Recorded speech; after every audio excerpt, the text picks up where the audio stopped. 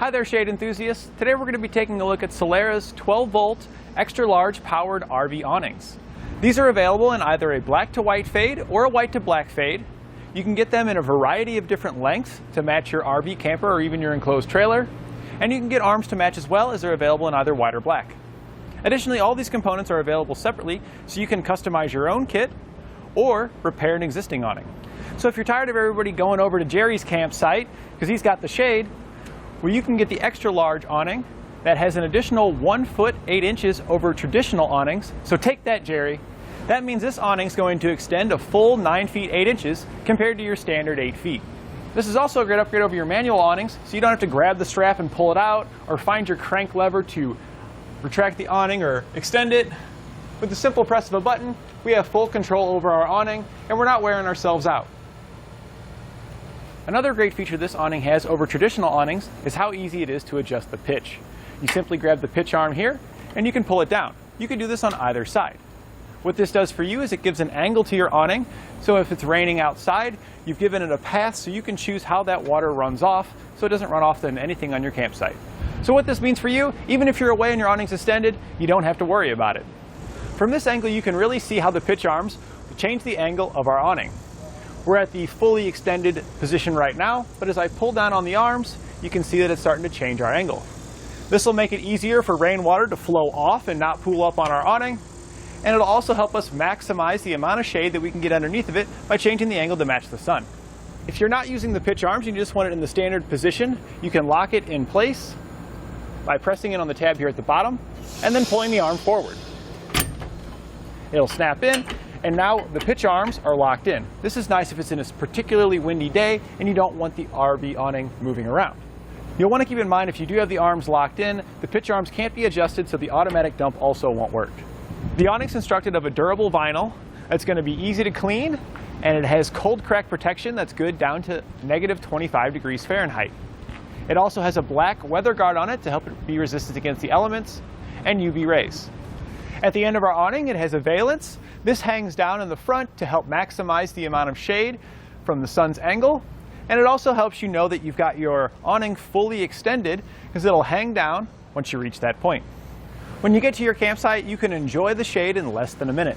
We've gone ahead and ran some tests, and it extends in about 30 seconds and retracts in about 40 seconds. So that means cleanup and going home is just going to be as fast as well. Installing an awning at home is actually relatively fast and easy. There's only a few steps required to get it installed. You will need a few extra set of hands to help you get everything lifted in place, so you'll want to keep that in mind. You'll also then need to determine what size is going to work best on your RV camper and where you want to place it on that camper. We're using a 12-foot awning here, so you'll want to keep in mind when purchasing the correct size for yours, that's going to measure from the center of one arm to the center of the other arm. Each arm is going to be about 2.5 inches wide, so you want to make sure you've got all those clearances. You also want to keep in mind that the arms measure 78 inches high. In the event that you lose power and you need to retract your awning, you can remove the cover located on the right side arm and manually turn the nut inside with a 7/16 socket. If you have a power drill with you, you could easily hook that up, and then it's kind of like having a powered awning again, getting it back in nice and easy for you. Now that we've gone over some of the features, we're going to go over generally how you're going to get it installed. It's going to be the same whether you're putting it on your camper or your RV. We're going to be putting it on an enclosed trailer, and the only difference with your enclosed trailer is that the walls aren't really designed to handle this type of load, so we had to reinforce the walls prior to the installation. Now when this product gets shipped to you, it is going to come in a couple of different pieces. You're going to get your legs separate from your roller assembly, so you will need to attach those together. And it's pretty simple. Each of your powered legs has a shaft that comes out of it. You'll slide that into your roller assembly, line up the holes in the shaft with the hole in your roller assembly, and then take the wax screw that's included and thread it down in there. Now you want to make sure you don't thread it all the way down, because that can put stress on the head of the bolt, which could cause it to shear. So you want to leave a little gap. You'll use a number 2 square bit to tighten that down. Do the same thing on the other side. Next, you'll want to make sure that your camper or RV or trailer has an awning rail installed. Most of your campers and your RVs have these running all the way down the top, but if not, you can pick one up here at etrailer.com, and you want to make sure you secure it with all the included hardware and screw holes. Before you slide your awning down your awning rail, you want to check the end that you're going to be sliding it in from. If it's symmetrical, then you want to take your screwdriver and you want to pry that end open just a little bit. So we're just going to bend the bottom end down. This is going to open it up and make it easier to get our awning installed. Now with a couple extra set of hands, we're going to start sliding our awning down our rail. You can use some spray lubricant to make it slide down the rail a little bit easier. 2 people will hold the arms and walk it down as you feed your awning top down the rail assembly.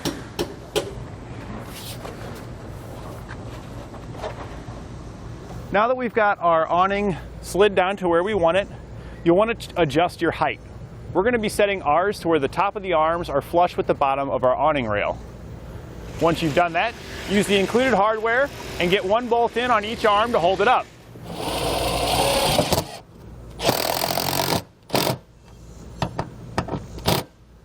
We'll now take a measurement from our awning rail down to the top of our bracket and put it in the exact same position on the other side. Now we want to make sure that our awning is square. You can use a level to adjust it. You could also take a point on your RV, camper, or trailer and measure the distance from that point at the top and bottom and make sure that those are going to be the same. Now once you've got it all square, you can run in a 2nd bolt on each side to keep it in that position. You'll then want to check your measurements again to make sure that it's square, and then we'll install our bottom bolts. Those are going to be located here. You're going to have to go in at a slight angle to get those in.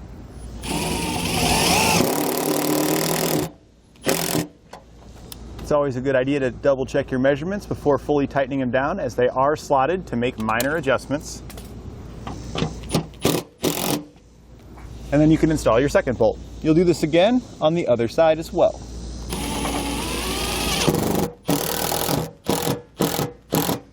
We can now cut the zip ties holding our arms together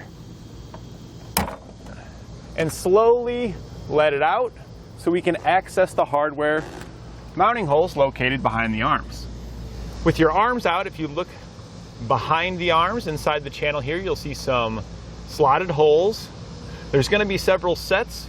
You'll want to choose 2 of those sets and use at least 2 screws on those. You're provided with enough hardware to where you could use 4 bolts. So we're going to go ahead and put those in now. We're going to be using the center ones towards the middle of our arms here, since we already have 2 bolts at the top and 2 at the bottom.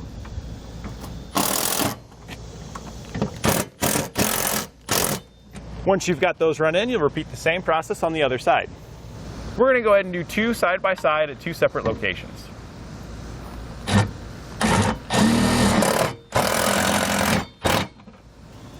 Now, if you are going to be installing this on an enclosed trailer like we are, where we had to brace the inside in order to install it, you also need to upgrade the hardware from the self-tapping screws that come with it. We're going to be using carriage bolts with nylon lock nuts and washers, and this is going to clamp our braces and our awning together to ensure that it's sturdy within our wall. But if you're installing it in the more traditional way on your RV camper or 5th wheel trailer, then your self-tapping screws that are provided with the awning will work just fine. We can now take the small hex head self-tapping screws that come in our kit, and we're going to run those down through our awning rail into our top. We want to make sure that it goes into the plastic beam that is run through the fabric, and this is just going to hold it in place, keep it from sliding back and forth. We're going to use a 1/4 inch socket to run that down.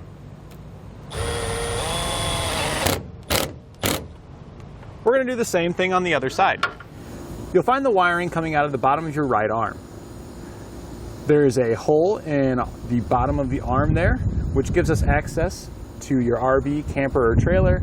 You want to drill a hole through there and you can poke your wiring through.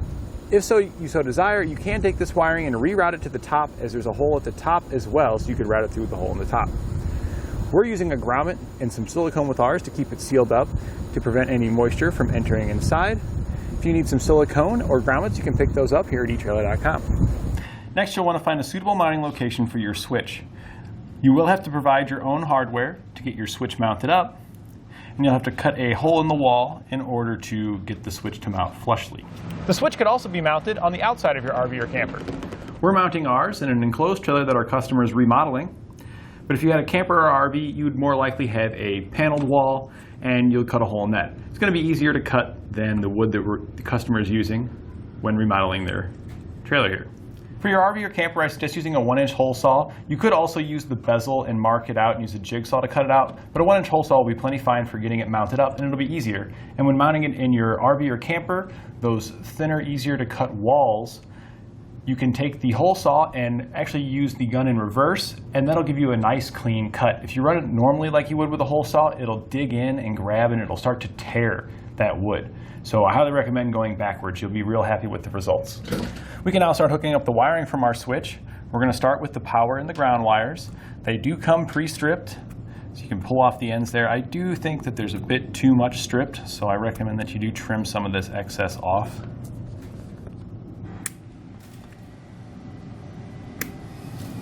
We'll then connect it to our power and ground. You more than likely will need to run your own power and ground wires for this, as you'll need at least a 15 amp circuit to power your awning. You can try tapping into some other circuits. Often I use lights in the RV to find access to the wiring. However, you want to verify that the wiring in your motorhome or RV or camper is going to be suitable to carry 15 amps. If not, then you may just want to run brand new wires directly from your battery.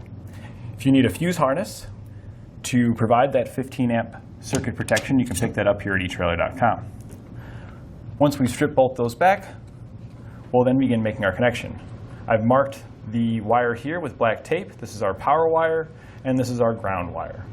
We'll connect our power wire to the red wire coming off of our switch. We're going to be using butt connectors to crimp those together. If you need some butt connectors, you can pick those up here at etrailer.com. If you're running your own wires, and you also need some ring terminals to make the connection to the battery, we have those as well. And if you need the wiring, we have that by the foot. And then we'll connect our ground wire to the black wire coming off of our switch. Now I do want to mention, if you're purchasing this as a replacement, your switch likely already has power and ground going to it. So we're going to move past these two now to the other two wires coming off of our switch, which is going to be the blue and the white wire. We're going to connect these in the same way that we did our power and ground wires here. The blue wire is going to connect to the red wire coming off of your awning. We did have to extend it in order for it to reach our switch, so that's why you see this white wire here. But if we follow the blue wire down to the end of our white wire, you'll see here that it's connected to the red wire coming off of our awning. Your awning also has a white wire. That white wire is going to connect to the white wire coming off of your switch, just like you see here. Now, if this was your RV or camper, all of your wiring would be hidden behind the walls and you can keep it all tucked in nice. Since our customer is remodeling the inside of this trailer, all of our wiring here is going to be exposed until he gets the appropriate panels to cover everything up. If you did run your own wire, you want to wait to put the fuse in until you've made all your connections. Since we finished all that up, we'll now take a 15 amp fuse, insert it into our harness, and we're ready to check everything out. And I can hear the unit operating outside. Let's go watch it work. And we're looking to make sure that it comes out nice and smooth. If it's not coming out nice and smooth, you can loosen up the bolts on your arms, readjust it to make sure that it's square, and then tighten them back down. If you're having some problems, you may need to go in and out a few times in order to get it adjusted properly. You'll know it's fully extended once there are no more turns of fabric on the roll arm and your valance is hanging down just like that there. To go back in, simply press the other button, and we're just looking to make sure that it's going to wrap up nice and smooth.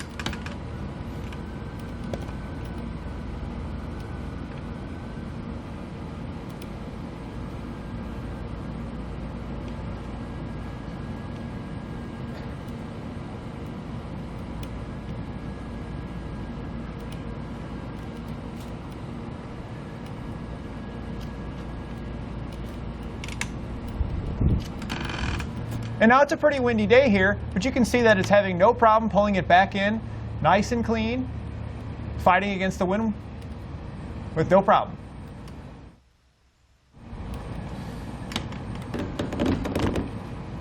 And that completes our look at Solera's 12-volt extra-large powered RV awnings.